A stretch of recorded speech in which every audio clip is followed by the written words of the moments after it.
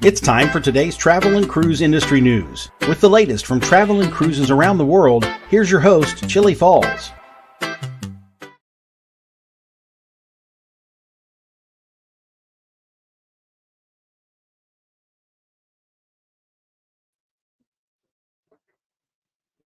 Good morning and welcome to Travel and Cruise Industry News Podcast.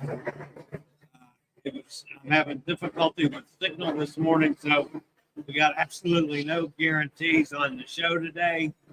But welcome to Travel and Cruise Industry News Podcast for this, the 24th day of August. Coming to you from Skagway, Alaska. Looking forward to the day as I'm going to actually get to meet my friend Nate. I'm going to his office for a little lunch this afternoon.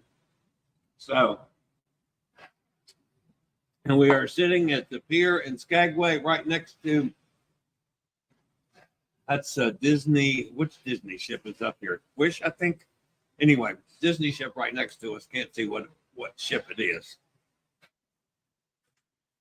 Have to give you a story. I was hoping to have a guest this morning, and I failed to confirm yesterday about today. So if she comes in, I'll introduce her at that time. However, it doesn't look like it, but I got to tell you a story. So yesterday I was really concerned about my vegetable levels.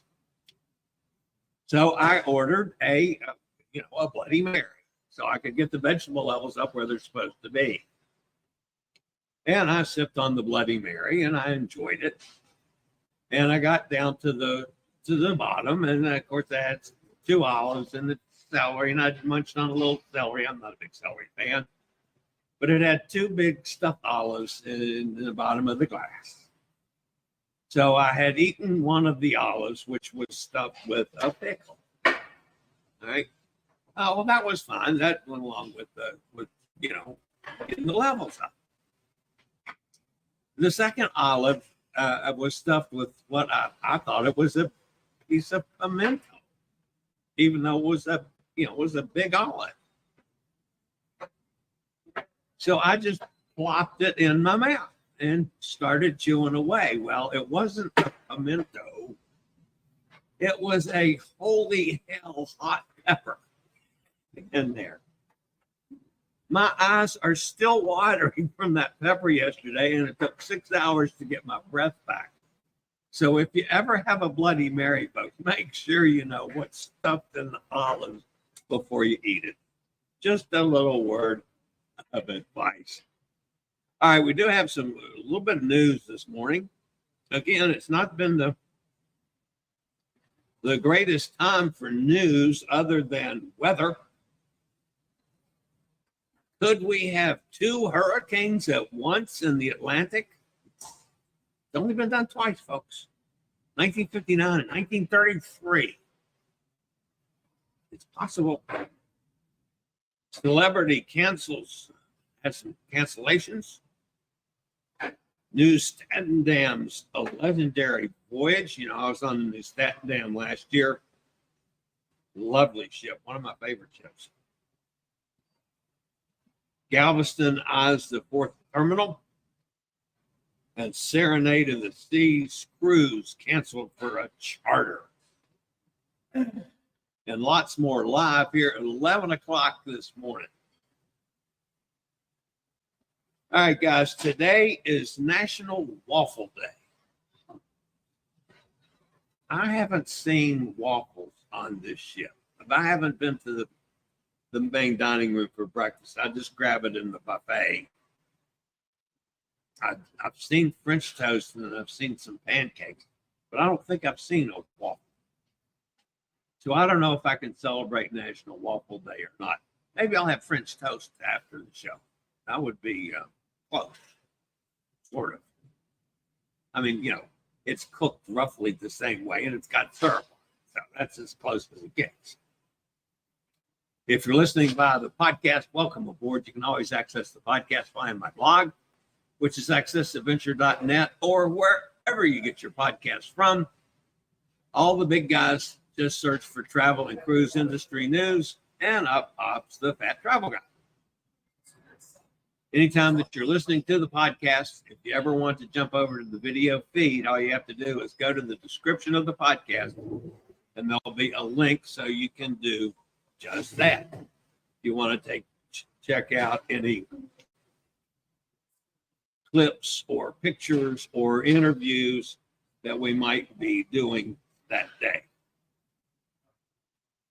If you haven't already done so, please hit the thumbs up. That helps the channel out a lot. If you haven't subscribed, please consider that as well. Doesn't cost you anything. Continues with the growth of the channel, which has been pretty good here lately. But at any rate, take this as my invitation to join us. Feel free to hop into the chat room and join my regulars that are there constantly talking amongst themselves and paying absolutely no attention to what I'm doing. All right, we got to start looking here first thing this morning at the weather again. This is the Atlantic. And as you can see, things are still a bit screwed up in the Atlantic. Franklin is pulling away from Turks and Caicos this morning, and it's forecast to strengthen today. Currently, it's about 55 miles east-northeast of Grand Turk Island. Maximum sustained winds are 50. Presently, it's moving north at 13 miles an hour. The pressure has dropped to 1,001. A turn toward the northeast and then east-northeast with a decrease in forward speed is forecast during the next couple of days. The center of Franklin will continue to move further away from the Dominican Republic and over the southwestern Atlantic into the weekend. In addition to previously reported cruise alterations, Carnival Magic was supposed to be in Grand Turk yesterday and Amber Cove today. Neither will happen. We'll go to Nassau and Bimini instead. Now, there's no way to forecast how much it's going to strengthen. Could it become a hurricane? Most definitely. At the same time, we got Emily out there, the pain in the butt Emily. You know, she watches this show all the time. Well, this is her storm out there in the Atlantic that's, got declassified. Well, it's unclassified and strengthening again. It's in the central subtropical Atlantic, the remnants of the original Emily. It's an area of low pressure located about 1,000 miles east-southeast of Bermuda. Continues to produce a large area of disorganized showers and thunderstorms. Upper-level winds are forecast to become more conducive for development later today. And this system is likely to regenerate into a tropical storm or higher by Friday, while the system moves towards northward over the subtropical central Atlantic. So, is that going to become a hurricane? Again, who knows? 70% chance of further formation in the next 48 hours, 70% chance over the next 7 days. So Emily's going to be hanging around a while. Is it possible that we end up with 2 hurricanes at once? It clearly is possible. I'm not predicting that that's going to happen, folks. Again, it's only happened twice.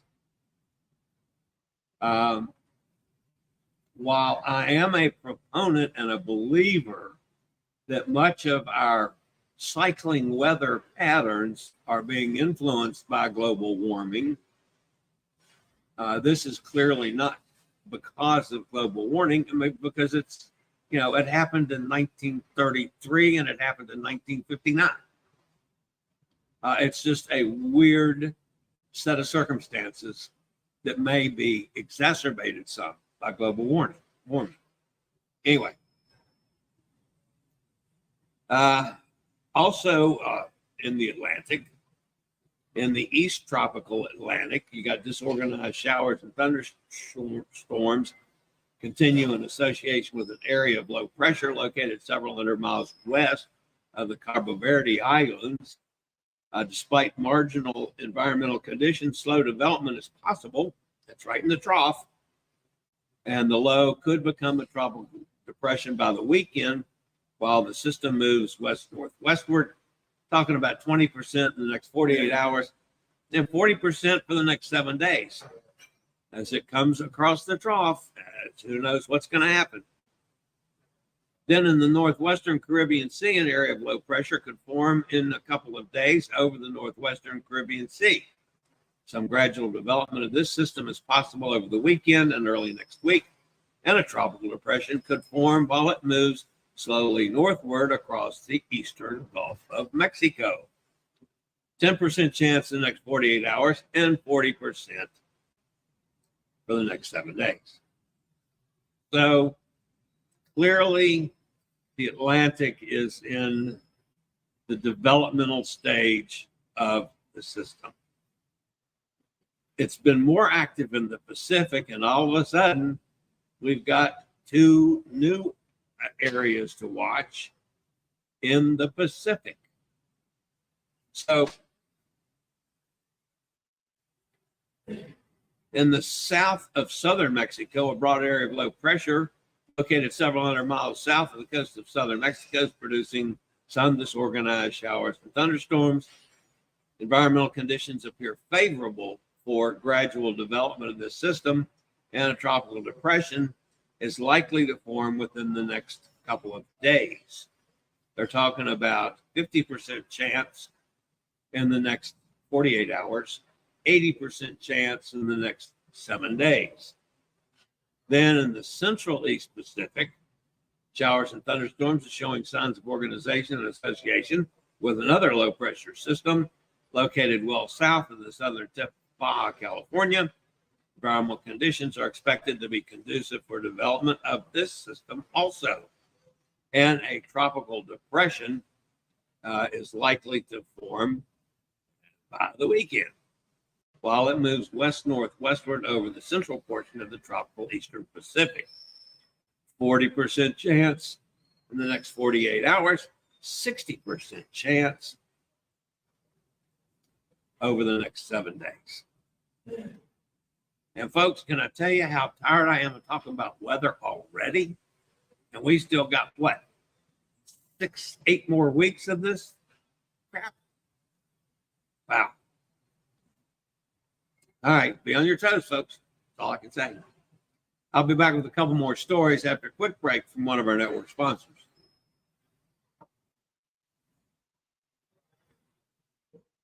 Cheers on the second cup of coffee this morning, folks.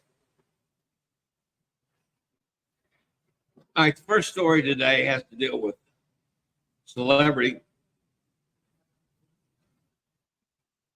Cruises announced the necessity to cancel a series of upcoming voyages scheduled in 2024 and 2025 on 3 of its ships due to adjustments in deployment plans.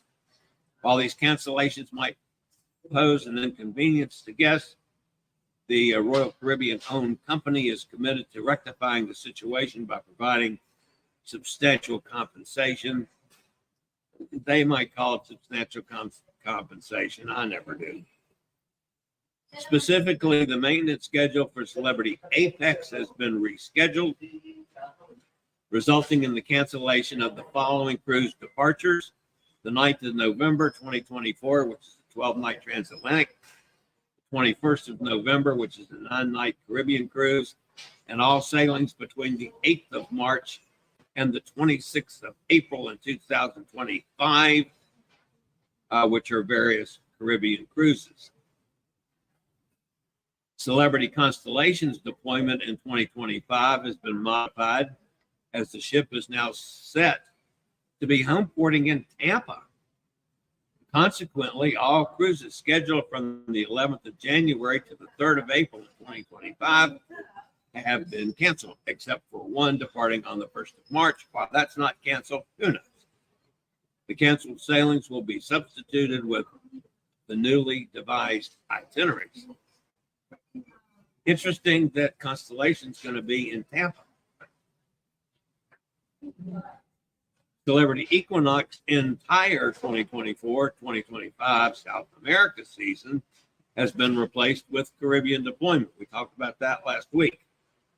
To address the disruption caused by these cancellations, Celebrity has taken proactive measures. The company is in the process of reaching out to guests impacted by these changes, ensuring they are well informed, and the guests will have options to receive a full refund for their bookings, including those that were initially made using future cruise credit, which will be promptly reinstated. In a further step, to demonstrate their commitment to guest satisfaction, Celebrity is offering an additional compensation package in the form of onboard credit for future cruises. This compensation will amount to $200 for guests who have reserved regular staterooms, and $400 for those who have chosen accommodations in the retreat. So, I think the cruise lines, make these kind of changes, and I know it's a necessity. But goodness gracious, when you set your schedule up, why don't you keep it? You know how often you have to do, like the Apex, you know how often they have to go into dry dock? Shouldn't be that difficult to lay out your schedule, folks. I mean, not the way it's constantly being changed. It's just ridiculous. All right. The next story this morning has to do with the new Statendam. Again, one of my favorite ships. Holland America Line announced the new 28-day Arctic Circle crossing Greenland and Iceland legendary voyage exploring Greenland, Iceland, and Norway, according to a departing on June 29, 2025 on the new Statendam. The voyage is inspired by the roots of Norse explorer Eric the Red, known as the founder of the first European settlement in Greenland. Sailing round trip from Rotterdam, the journey includes visits to 15 ports across 5 countries, including an overnight call in Reykjavik and 4 maiden calls in Greenland. Legendary voyages gives Holland America the opportunity to create longer cruises that delve deeper into the region and include ports that normally they don't visit. There are maiden calls in Greenland on the new Arctic Circle crossing on places that I don't even attempt to pronounce. So, one of the things about Holland America, they tend to lean more toward longer cruises. If you want to do some of the legendary voyages, Holland America seems to have that market cornered. I know I've looked at several, like circumnavigating South America, and they've got that corner of the market. They always do a world cruise or 2 every year. I've never been able to afford one of those. I keep hoping one of these days that I'll get some kind of sponsorship deal and somebody will send me on one. I do it in a heartbeat. But Holland America seems to have a market on the longer cruises. I have become more and more of a fan of Holland America simply because, number one, their food is excellent. I find their service to be just top notch. This particular ship has a few issues as far as accessibility goes, but the people have been very open and honest about the situation and have been very helpful to me. So I can't complain. But anyway, there's a lot of things to look at in Holland America. Yeah, it's not the best cruise line for kids. There's not a lot for kids to do, but there's plenty to do for adults. There's plenty for senior citizens. So it's just that I've become more and more putting Holland America toward the top of my list. This is what's this, my 6th or 7th Holland America cruise now. Very happy. Very happy. All right.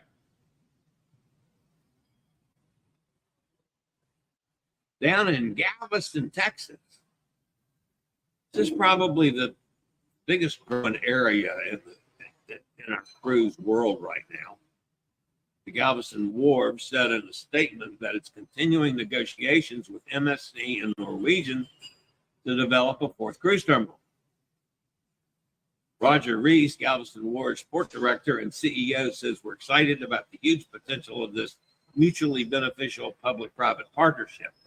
Adding MSC to our family of cruise lines would offer our cruise guests an elegant European-style cruise experience.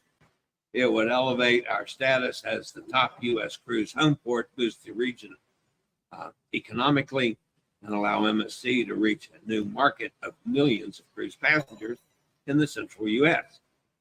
The statement comes after port trustees voted against expending money and resources on the port terminal earlier this week. That was a little shocking after they've already spent some, I don't remember how many $millions on the plans. Trustee says that they wanted more information ahead of building the new terminal, citing the financial impact on other port projects and potential impact on the port's debt. Galveston Wharves Board of Trustees Chairman Harry Maxwell said, we remain committed to working on a mutually beneficial partnership to bringing these world-class cruise lines to home port in Galveston. Jeff Patterson, chairman of the board's finance committee, added, I'm strongly supportive of the 4th cruise terminal and looking forward to finalizing the details so we can move forward. The Wharves Board has already authorized expenditure of $673,000 for design and pre-engineering cost estimates for the proposed terminal. Ruben Rodriguez, president of MSC Cruises, said that we remain committed to our plans for a new home port in Galveston as part of our ongoing North American expansion. Bringing our modern, glamorous ships to Texas would provide our guests and travel advisors even more opportunities to experience the future of cruising. Anyway, it looks like, to me, the way I read this, folks, and I could be totally wrong on this, but it sounds to me like some of the politicians there in Galveston want to, rather than building it themselves and getting their money back through leasing it to the cruise lines, probably want to go try to hold up the cruise lines for a little cash influx to underwrite the cost of this project more than it's already been discussed. Just the way I'm looking at it. Anyway, they're saying all the right things. They want to do it, but then they voted not to continue. That's something's afoul, and I'm not sure totally what it is. And finally, this morning, Serenade of the Seas. Again, just like the deployment problems with Celebrity. Celebrity of the Seas has canceled a cruise to accommodate a charter. Cruise line said in a letter to guests to accommodate a new charter sailing, we've adjusted the itinerary for our upcoming September 13th, 2024 Serenade of the Seas sailing. Serenade will now sail a 5-night Western Caribbean itinerary. So if you planned on a 9-nighter, folks, you'd get cut in half. Again, I mean, I understand that the companies, have to do charters, and they don't necessarily happen until after the schedules are set. Still, man, I absolutely hate that for the cruise guests. All right.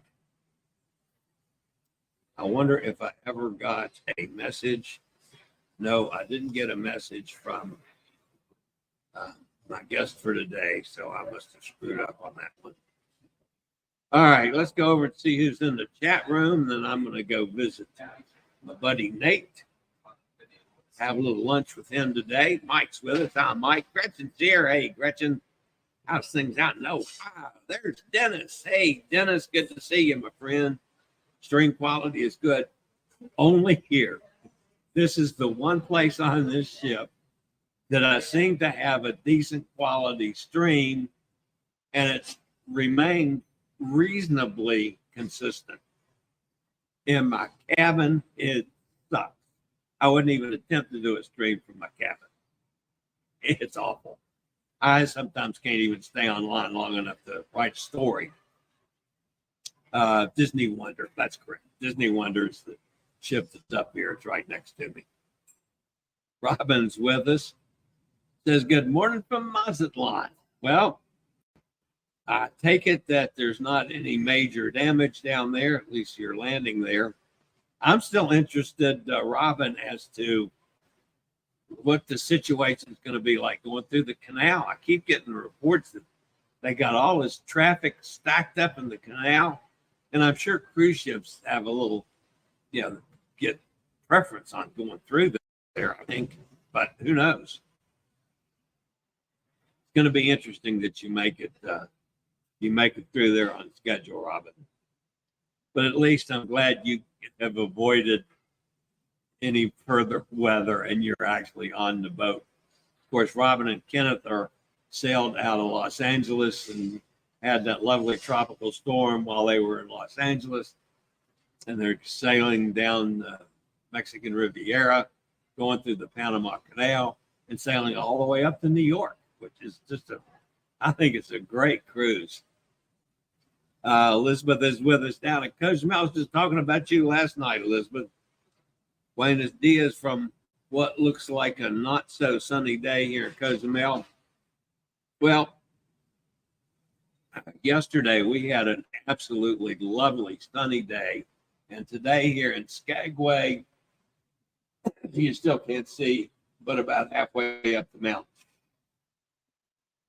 So it is cloudy and kind of ugly looking at this point.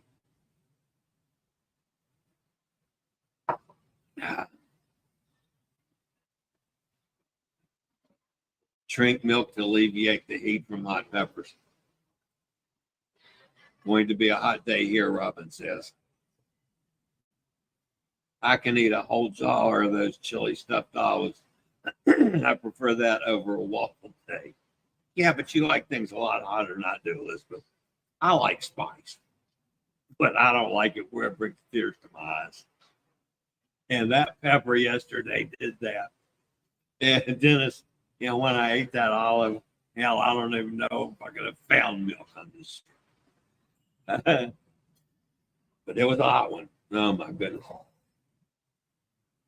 I'll know the next time I'll worry about my vegetable levels to be a little more discriminating out there. And Dennis noticed that I didn't try to slaughter Greenland names because in Greenland and Iceland, forget it. I'll work on my Italian with you. Greenland and Iceland. Ain't gonna happen. Once I get past Reykjavik, I'm done.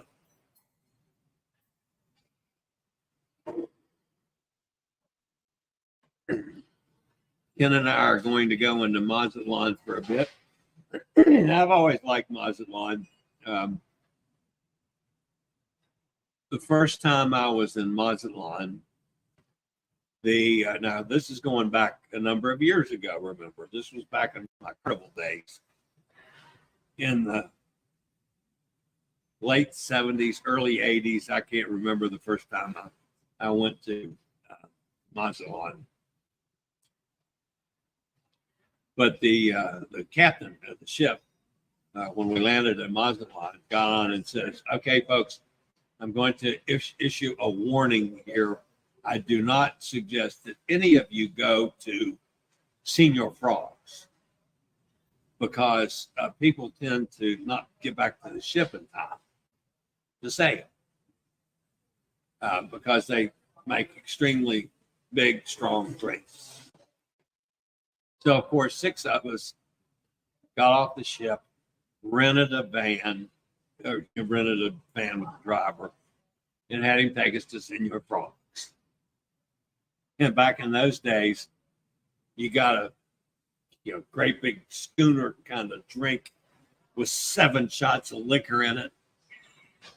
And I sat there all afternoon and drank, I don't know, 3 or 4 of them. I was toasted, but I did get back to the ship one time. Never should have made that announcement, and probably half the people that were there wouldn't have been there. So anyway, Robin, I don't suggest you go to Senor Frogs in Mazatlan. Was it Mazatlan? I believe it was Mazatlan. When last time I was there, I got off the ship and went through, the touristy selling crap area. And when you first, and it's a building on the pier, and when you first went through it, you got into the open air area, which was more touristy kind of crap to get out to where you could get transportation. There was a open air outside bar, and I stopped and I said, "Well, do you have a pina colada?" And the gentleman said, "Yes, of course we do." I said, "Okay, how much are they?" He says, $5. I said, $5 for a pina colada? I said, "With booze?" He said, "Oh, yeah." I said, "Well, I have one." So he fixed me a pina colada, and it was yummy. Well, so I didn't go anyplace else in my mind. I just sat there all day and drank pina coladas with several other people from the cruise ship at $5 a pop. Now, that was cheaper than on the cruise ship. So, and they were good. I like them. Anyway, Ken and Robin, y'all have fun. Emily's with us. Hey, Emily. Hate to be trashing you on being on the storms, Emily, but oh, what the heck. Couldn't avoid it.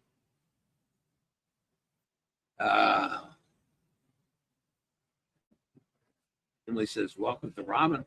Robin and Kenneth are here all the time. Tim. Although it's normally Kenneth talking instead of Robin, but anyway, they're together. Gretchen says, "Stormy and hot here today." Now I will. I'll put on it because it's really cloudy. I'll put on a jacket today. Of course, I've got layers on. The temperatures have been mid 50s at night, upper 60s during the day, which for Alaska, that's pretty nice weather. I think this weekend I saw it's going to be in the 70s up here. So it's just incredibly warm weather. But it looks like it could be a little iffy out there today. So I'll probably grab my jacket when I leave the ship. Then it says the Northwest Passage Voyage is a bucket list cruise. Alaska to New York. Yeah, wouldn't that be something? Elizabeth says, "Enjoy your day in Mazatlan, Robin and Ken. Hope the weather is better over there than it is here. I'm still sitting by my pool now anyway, all the rain is on the way." And then it says, "As long as Galveston doesn't privatize the port, which always ends up costing passengers more." Yeah, I know. One of the things that Galveston needs to do, they need to improve transfers from Houston Airport. Now, there's 2 airports in Houston. The one most people go into, the international. And it's horrible to get transfers to Galveston. The 2 times I sailed out of Galveston last year, I drove.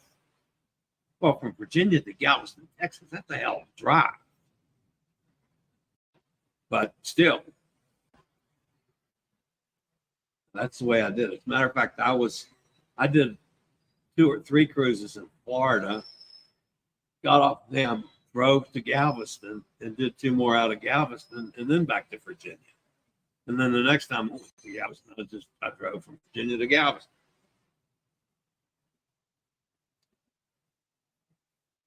Emily's just speaking waffle day. I do love waffles. Well, boy, finally something that Emily likes to eat. She normally sticks her nose up at everything we talk about.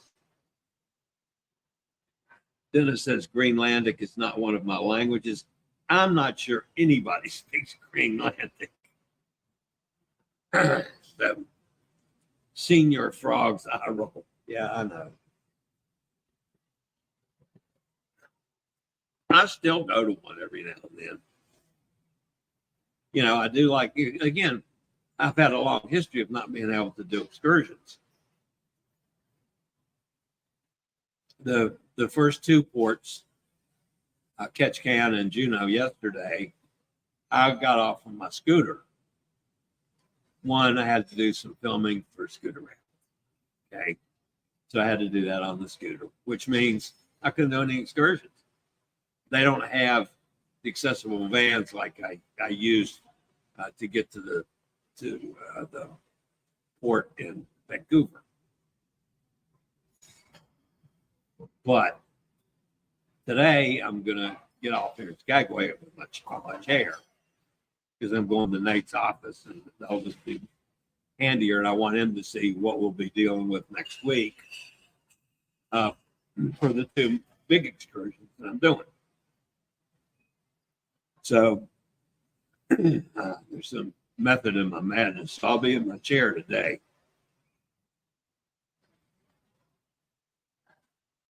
Dennis says, Popeye the Mega in Mazatlan. I have done that before.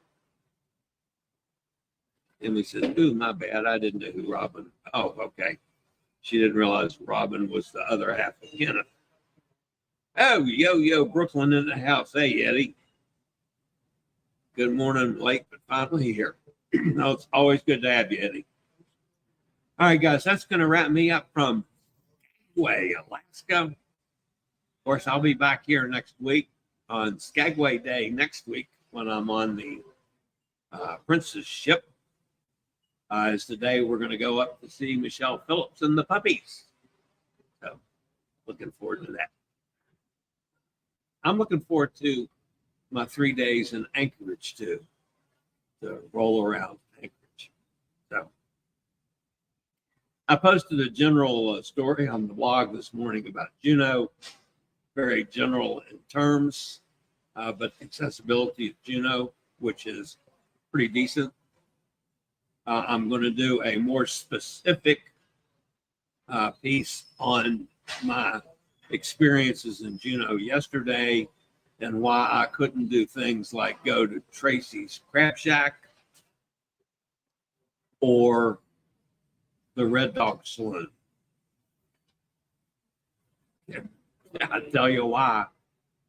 If Hot Air Tom was here, he would guess why I couldn't go to Tracy's Crab Shack. I took a look at the menu and it burned my fingers. I mean, when I picked up a menu for a restaurant, it says $700 and $600 and $275 and $300. I'm going, what the hell is this? I didn't want to buy the place. I wanted lunch. It's expensive, really expensive. I think the cheapest thing was like $28.50 for a cup of soup. No, I go back on the boat. So then I got over to, I rolled around a good bit of Juneau yesterday. Got to the Red Dog Saloon, which I'd never been in the Red Dog Saloon before. So I went through the swinging saloon doors, old-fashioned Western saloon doors. It got inside. It's pretty dark in there. The first thing I noticed was a couple of dancing girls over at the table in their outfits. But that was okay. I know they have entertainment in there. But it's got like 8 inches of sawdust on the floor. And I'm thinking, man, I don't want to ride the scooter into that sawdust. I'm not sure if it wouldn't screw the thing up. So I said, nope. It had a little, clear area when you walked in the door. So I just turned it around and went back out. I was literally afraid of driving into that much sawdust, getting stuck. or screwing up the gears and wheels and stuff. So I didn't even have a drink in the Red Dog Saloon. So anyway, that's it for today, guys. Looking forward to going and meeting my buddy here in a little bit. I will probably post something on that. And then it says duck fart. Now that the duck farts, that's in Catch Can at the other Red Saloon. It's Red Dog Saloon. Well, anyway, there's two Red. One's in Catch Can and one's in Juneau. So, all right, guys. That's going to wrap it up for today. Thanks for being with me. Don't forget to hit that like button. Subscribe if you haven't. I'll be back same time tomorrow for Friday Travel and Cruise Industry News Podcast. Have a fabulous day, everybody. Talk to you soon. As always, stay safe, stay healthy. Think about cruising. Hopefully one day soon we'll all get together on the high seas. Have a great day, y'all. See you tomorrow. I regularly post videos on all facets of the travel and cruise industry. So if you like to keep up with the latest in cruise ships, ports of call, cruises themselves, Chillie chats, and travel and cruise industry news, just hit the little subscribe button in the lower right-hand corner. Hit the bell notification so you'll be notified when a new video is up or we go live.